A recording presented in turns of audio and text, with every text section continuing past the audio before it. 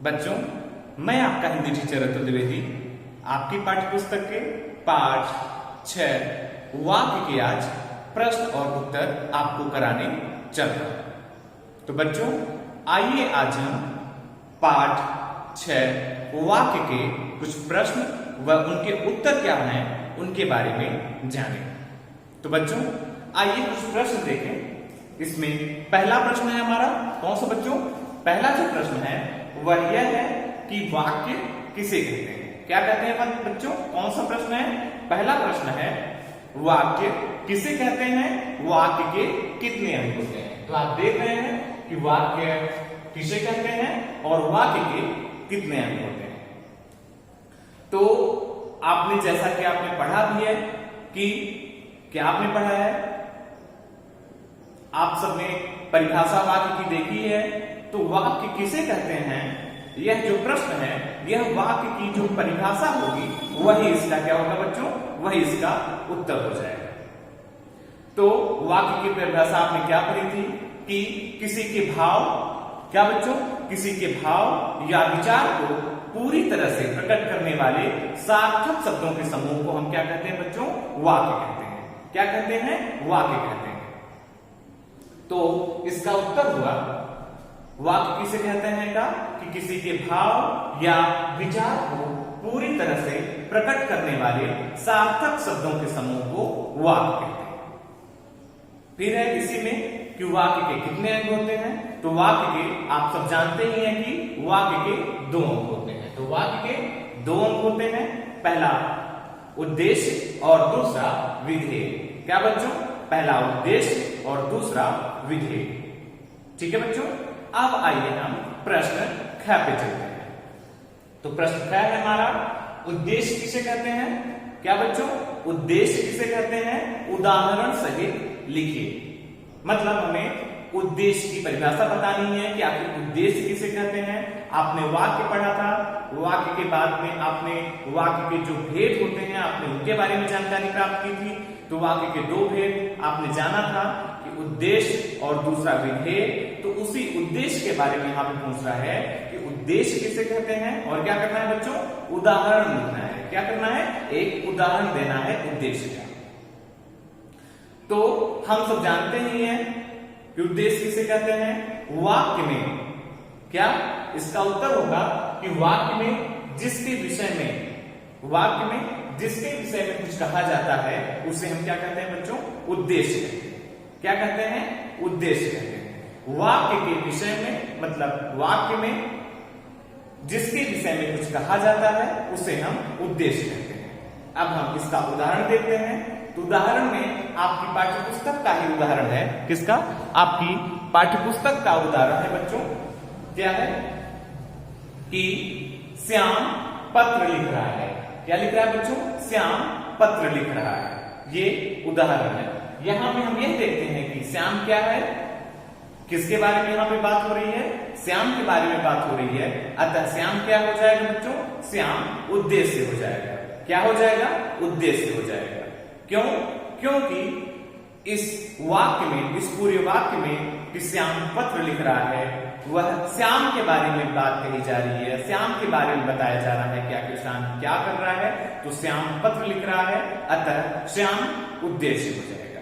ठीक है बच्चों, अब आइए हम दूसरे प्रश्न पे, क्या प्रश्न ग पे चले कि विधेय किसे कहते हैं? उदाहरण लिखिए। मतलब उदाहरण सहित यहाँ पे लिखना है कि प्रश्न है विधेय किसे कहते हैं? उदाहरण सहित लिखिए। तो हमने आपको बताया ही था वाक्य के बारे में। वाक्य के बाद में वाक्य के 2 भेद हमने जाने थे, पहला उद्देश्य और दूसरा विधेय। तो अभी हमने उद्देश्य के बारे में पढ़ा, उसका उदाहरण भी हमने देखा। अब हम क्या कर रहे हैं बच्चों? अब हम विधेय के बारे में चर्चा करने चल रहे हैं कि विधेय किसे कहते हैं? उदाहरण से लिखिए। तो बच्चों, विधेय यह है कि वाक्य में उद्देश्य के बारे में जो कुछ कहा जा रहा है। किसके बारे में? उद्देश्य के बारे में जो कुछ कहा जा रहा है। मतलब उद्देश्य के लिए जो कुछ कहा जा रहा है वह क्या होगा? विधेय होगा। मतलब कोई अगर वाक्य है, जैसे एक उदाहरण देखते हैं कि उदाहरण जो पहला उदाहरण था हमारा कि श्याम पत्र लिख रहा है, वही उदाहरण हम नीचे यहां पे भी लेते हैं और देखने का प्रयास करेंगे कि इसमें विधेय क्या है। तो बच्चों, उद्देश्य की परिभाषा के अनुसार कि वाक्य में जिसके विषय में कुछ कहा जाता है उसे हम उद्देश्य कहते हैं, और विधेय की परिभाषा के अनुसार उद्देश्य के विषय में जो कुछ कहा जा रहा है उसे हम विधेय कहते हैं। तो चूंकि उद्देश्य के विषय में जो कुछ कहा जा रहा है, उद्देश्य यहां पे श्याम है, ठीक है, और श्याम के विषय में जो कुछ कहा जा रहा है वह क्या हो जाएगा बच्चों? वह विधेय हो जाएगा। क्या हो जाएगा बच्चों? विधेय। तो श्याम तो उद्देश्य हो गया, और श्याम के बारे में कहा जा रहा है कि पत्र लिख रहा है। क्या लिख रहा है? पत्र लिख रहा है। श्याम पत्र लिख रहा है, अतः उद्देश्य के विषय में जो कुछ कहा जाएगा, उद्देश्य श्याम है, अतः श्याम के विषय में जो कुछ यहाँ पे कहा जा रहा है इस वाक्य में, वह क्या हो जाएगा बच्चों? विधेय हो जाएगा। अतः पत्र लिख रहा है, यह इस वाक्य का विधेय होगा, इसे हम विधेय कहेंगे। ठीक है बच्चों, अब आइए हम प्रश्न के अगले प्रकार में चलें। प्रश्न का जो अगला प्रारूप है उसके बारे में चर्चा करें। तो दूसरा प्रश्न पत्र का प्रारूप है, तरीका है कि दिए गए वाक्यों में से उद्देश्य अलग करके लिखिए। मतलब प्रश्न का दूसरा यहाँ पे प्रारूप है, तरीका है, प्रश्न पूछने का एक दूसरी तरीके का इस्तेमाल यहाँ पे किया गया है कि दिए गए वाक्यों में से उद्देश्य अलग करके लिखिए। मतलब कुछ दिए गए, यहाँ पे कुछ देखिए आप, कुछ वाक्य दिए गए हैं, ठीक है, उनमें से क्या करना है बच्चों? हमें उद्देश्य, क्या करना है बच्चों? उद्देश्य अलग अलग करके लिखना है। क्या करना है? उद्देश्य अलग करके लिखना है। यहाँ पे ये वाक्य दिए गए हैं, क, ख, ग, ग, ये वाक्य पूरे इतने दिए गए हैं। हमें इनमें क्या करना है बच्चों? हमें इसमें जो उद्देश्य है, ठीक है, इन वाक्यों में जो उद्देश्य दिए गए हैं उन्हें हमें अलग करके दूसरी पंक्ति में लिखना है। ठीक है, तो आइए देखते हैं। जैसा पहला हमारा क्या है, क्या है बच्चों? पहला क्या है? क्या है बच्चों? क्या पहला? कि श्याम क्या कर रहा है? श्याम पुस्तक पढ़ता है। पहला क्या है? श्याम पुस्तक पढ़ता है। तो श्याम पुस्तक पढ़ता है। उद्देश्य के बारे में पहले आप परिभाषा सबसे पहले जानेंगे, या पहले परिभाषा पे आप ध्यान दीजिए कि हमने परिभाषा क्या पढ़ी थी उद्देश्य की। तो उद्देश्य वह है, क्या है? वाक्य में जिसके विषय में कुछ कहा जाता है, जिसके भी विषय में कुछ कहा जा रहा है वह उद्देश्य होगा। क्या होगा? उद्देश्य होगा।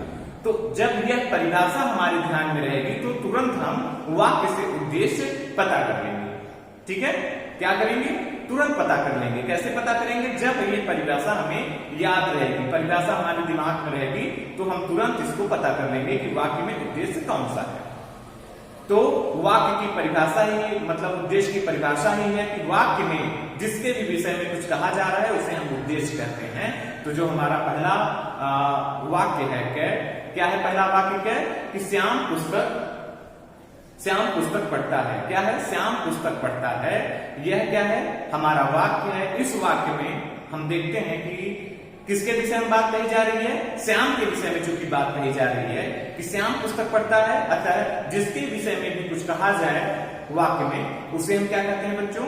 उद्देश्य कहते हैं। अतः श्याम यहाँ पे क्या हो जाएगा? उद्देश्य हो जाएगा। क्या हो जाएगा बच्चों? उद्देश्य हो जाएगा। क्यों उद्देश्य हो जाएगा? क्योंकि उद्देश्य की परिभाषा यही कहती है कि वाक्य में जिसके विषय में भी कुछ कहा जाए उसे हम उद्देश्य कहते हैं। तो चूंकि यहाँ पे श्याम के विषय में कुछ कहा जा रहा है, श्याम पुस्तक पढ़ता है, यहाँ पे कहा जा रहा है, श्याम के विषय में बात की जा रही है, अतः श्याम उद्देश्य हो जाएगा। क्या हो जाएगा बच्चों? उद्देश्य हो जाएगा। अब आइए हम देखते हैं कि खैर है, रमा क्या करती है? रमा दौड़ती है। क्या करती है? रमा दौड़ती है। ये जो दूसरा ख है वाक्य है, रमा दौड़ती है। तो रमा दौड़ती है में जिसके विषय में चूंकि कुछ कहा जाए वाक्य में, ठीक है, उसे हम उद्देश्य कहते हैं। तो चूंकि रमा के विषय में कहा गया है कि रमा दौड़ती है, अतः रमा उद्देश्य हो जाएगी। क्या हो जाएगा बच्चों? इस वाक्य में रमा उद्देश्य हो जाएगी, क्योंकि यहाँ पे इस वाक्य में रमा के विषय में बात कही गई है, रमा के विषय में कुछ कहा जा रहा है, अतः रमा जो है उद्देश्य हो जाएगी। ठीक है बच्चों, अब आइए हम अगले ग में चलते हैं। तो ग है सीता गा रही है, या सीता गाना गाती है। क्या करती है बच्चों? सीता ग है, सीता गाना गाती है। क्या करती है? सीता गाना गाती है। तो उद्देश्य की परिभाषा के अनुसार में वाक्य में जिसके भी विषय में कुछ कहा जाता है उसे हम उद्देश्य कहते हैं। तो यहाँ पे जिसके विषय में, किसके विषय में कहा जा रहा है? किसके विषय में? सीता के बारे में कहा जाता है कि सीता गाना गाती है। तो सीता गाना गाती है, तो जिसके विषय में भी कुछ कहा जाए वह उद्देश्य होता है। अतः यहाँ पे सीता के विषय में कुछ कहा जा रहा है इस वाक्य में, अतः सीता क्या हो जाएगी बच्चों? सीता उद्देश्य हो जाएगी। ठीक है, अब आइए ग की तरफ चलते हैं। तो ग है कुत्ता। क्या करता है? कुत्ता भौंक रहा है। घ है क्या है? कुत्ता भौंक रहा है। अब यहां पे हम देखते हैं कि कुत्ता भौंक रहा है। उद्देश्य की परिभाषा सीधे सीधे यही कहती है कि वाक्य में जिसके विषय में कुछ कहा जाता है वह क्या हो जाता है बच्चों? वह क्या हो जाता है? वह जो है वह उद्देश्य हो जाता है। उसी को हम क्या कहते हैं बच्चों? उसी को हम उद्देश्य कहते हैं। उसी को हम उद्देश्य कहते हैं। अतः यहाँ पे कुत्ता जो है वह उद्देश्य हो जाएगा, क्योंकि कुत्ते के ही विषय में कुछ कहा जा रहा है। ठीक है बच्चों, तो क्या कहा जा रहा है? कुत्ते के विषय में कुछ कहा जा रहा है, अतः कुत्ता जो है वह उद्देश्य हो जाएगा। ठीक है, अब आइए हम ग की तरफ चलें और इसमें देखें कि यह वाक्य है और इस वाक्य में उद्देश्य क्या होगा। तो ग है, इसमें है हर्षित खेल रहा है। क्या कर रहा है बच्चों? ग है हर्षित खेल रहा है। अब इस हर्षित खेल रहा है में क्या है बच्चों? हर्षित खेल रहा है में हम यह देखते हैं कि हर्षित जैसे खेल रहा है, तो उद्देश्य की परिभाषा ही है। उद्देश्य की परिभाषा है कि जिसके विषय में, वाक्य में जिसके विषय में कुछ कहा जाता है, जिसके विषय में कुछ कहा जा रहा है वह क्या हो जाएगा बच्चों? वह उद्देश्य होगा। तो यहाँ पे इस वाक्य में क्या कहा गया है? हर्षित खेल रहा है, मतलब हर्षित के विषय में कुछ कहा जा रहा है, अतः हर्षित उद्देश्य हो जाएगा। क्या हो जाएगा बच्चों? हर्षित उद्देश्य हो जाएगा। ठीक है, यह हो गया। अब प्रश्न का दूसरा प्रकार है बच्चों, क्या है?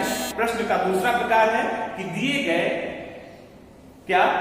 गए अशुद्ध वाक्यों को शुद्ध करके सामने लिखिए। क्या करना है बच्चों? दिए गए अशुद्ध वाक्यों को शुद्ध करके लिखना है। ठीक है, कुछ वाक्य दिए गए हैं क, ख, ग, घ इत्यादि करके। ठीक है, हमें क्या करना है कि ये दिए गए यहाँ पे जो वाक्य हैं इनको हमें शुद्ध करना है। ठीक है, और शुद्ध करके बगल में लिखना है। तो आइए देखें कि यह वाक्य कौन कौन से हैं। तो क है गीता बाजार जाता है। क्या है? गीता बाजार जाता है। क है गीता बाजार जाता है। तो आप सब जानते ही हैं कि क्या जानते हैं कि गीता बाजार जाता है। गीता चूंकि स्त्रीलिंग है, ठीक है, स्त्री है, अतः जाता है की जगह पे क्या होगा बच्चों? जाती है हो जाएगा। गीता बाजार जाती है हो जाएगा, अतः यह शुद्ध इसका वाक्य है, गीता बाजार जाती है। अब आइए ख है, ख में है बालिका। क्या है? बालिका गाना गा रहा है। क्या है? बालिका गाना गा रहा है। बच्चों हम सब इसमें देखते हैं कि बालिका गाना गा रहा है, चूंकि बालिका स्त्रीलिंग का शब्द है। ठीक है, उद्देश्य हमारा स्त्रीलिंग का है, अतः जो विधेय है हमारा गा रहा है, यह गा रही है होगा, क्योंकि उद्देश्य जब हमारा स्त्रीलिंग का होगा तो विधेय भी हमारा स्त्रीलिंग में ही होना चाहिए, उसी के हिसाब से होना चाहिए। अतः हो जाएगा बालिका गाना गा रही है। क्या हो जाएगा बच्चों? बालिका गाना गा रही है, यह शुद्ध वाक्य होगा। ठीक है, अब है सौरव घर क्या करता है? सौरव घर जाती है। क्या है बच्चों? सौरव घर जाती है। इस सौरव घर जाती में आप सब देखते हैं कि जो उद्देश्य है हमारा वह पुल्लिंग है। ठीक है, लड़का है, सौरव लड़का है, यह पुल्लिंग है। और पुल्लिंग मतलब उद्देश्य जो है हमारा क्या होना चाहिए? वह विधेय के हिसाब से होना चाहिए। विधेय हमारा क्या होना चाहिए बच्चों? वह उद्देश्य के हिसाब से होना चाहिए। तो यहाँ पे क्या किया जाएगा? हम सौरव घर जाता है करेंगे, तो सौरव घर जाता है हम कर देंगे, यह शुद्ध वाक्य होगा। ठीक है, अब देखते हैं कि घ है लिखता निखिल है। क्या है? लिखता निखिल है। बच्चों हम इसमें देखते हैं कि लिखता निखिल है में जो शब्दों का क्रम है वह अव्यवस्थित है। तो आप सब जानते ही हैं कि वाक्य किसे कहते हैं। वाक्य क्या है? वाक्य उसी को कहेंगे ये वाक्य नहीं है। क्यों नहीं है? क्यों सार्थक वाक्य नहीं है? क्योंकि इसमें आप वाक्य की अगर परिभाषा देखें तो किसी के भाव या विचार को पूरी तरह से प्रकट करने वाले सार्थक शब्दों के समूह को क्या कहते हैं बच्चों? वाक्य कहते हैं। तो किसी के भाव या भाव नहीं प्रकट कर पा रहा है शब्द, जैसे निखिल क्या करता है? ये लिखता निखिल है। लिखता निखिल है मतलब हम अगर ये बोले कि लिखता निखिल है, यह किसी भी तरह के हमारे भाव को चूंकि प्रकट करने में असमर्थ है, अतः हम इसे वाक्य नहीं करेंगे। अब इसको शुद्ध करके अगर लिखेंगे तो निखिल लिखता है यह होगा। यह शब्दों का क्रम जो है वह क्रम में हो। अगर शब्द जो है क्रम में हो और सार्थक अगर शब्द वो दे रहे हो, शब्दों का क्रम सार्थक हो तो ही हम उसे वाक्य कहेंगे। आपकी परिभाषा ही है कि किसी के भाव या विचार को पूरी तरह से प्रकट करने वाले सार्थक शब्दों के समूह को, या इसे कह सकते हैं कि क्रमबद्ध समूह को हम वाक्य कहते हैं। सार्थक शब्दों के क्रमबद्ध समूह को हम क्या कहते हैं बच्चों? वाक्य कहते हैं। ठीक है, तो निखिल लिखता है यह हो जाएगा।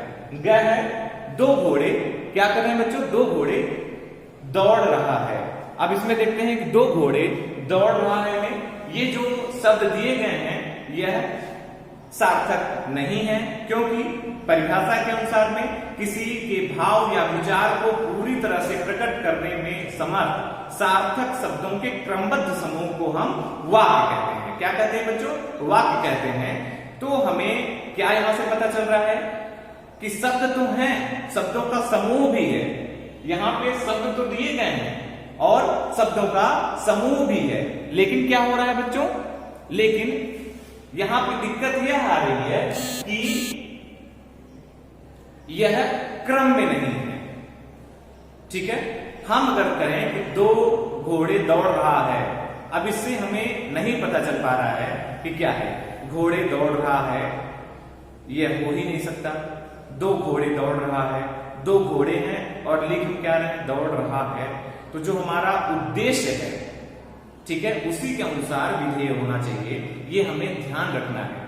ठीक है, अगर उद्देश्य हमारा स्त्रीलिंग में है तो विधेय भी हमारा उसी के हिसाब से होना चाहिए। पुल्लिंग में है उद्देश्य तो पुल्लिंग के हिसाब से विधेय भी होना चाहिए। इसी तरह से अगर हमारा एक वचन में है उद्देश्य तो एक वचन की क्रिया भी लगनी चाहिए, मतलब विधेय भी हमारा एक वचन का होना चाहिए। इसी तरह से बहुवचन का अगर हमारा उद्देश्य है तो बहुवचन की क्रिया यानी कि बहुवचन का विधेय भी होना चाहिए। अतः यहाँ पे दो घोड़े दौड़ रहा है, अगर हम इसे शुद्ध करेंगे तो हो जाएगा दो घोड़े दौड़ रहे हैं। क्या हो जाएगा बच्चों? दो घोड़े दौड़ रहे हैं। ठीक है, अब है जो चौथा प्रश्न का प्रकार है। चौथा प्रश्न का प्रकार क्या है बच्चों? यहाँ पे कि दिए गए वाक्यों में सही शब्दों पे सही का निशान लगाना है। दिए गए वाक्यों में सही शब्दों पे सही का निशान लगाना है। अब यहाँ पे हमें क्या करना है? ये जो प्रश्न का तरीका है, प्रश्न का वो है पद्धति है प्रश्न को हल करने की, प्रश्न पूछने की, आप इसको स्वयं करने का इसे प्रयास करेंगे। ठीक है, आप इस पाठ को अच्छे से पढ़ेंगे, बार बार एक नहीं 2 बार 3 बार वीडियोस देखेंगे। ठीक है, वाक्य के वीडियो देखेंगे और उसके बाद में समझ करके अच्छे से आप इस पे सही की जगह सही, जो भी वाक्य यहाँ पे सही है उनके सामने सही और जो गलत है उनके सामने गलत का निशान लगाना है। ठीक है बच्चों, धन्यवाद।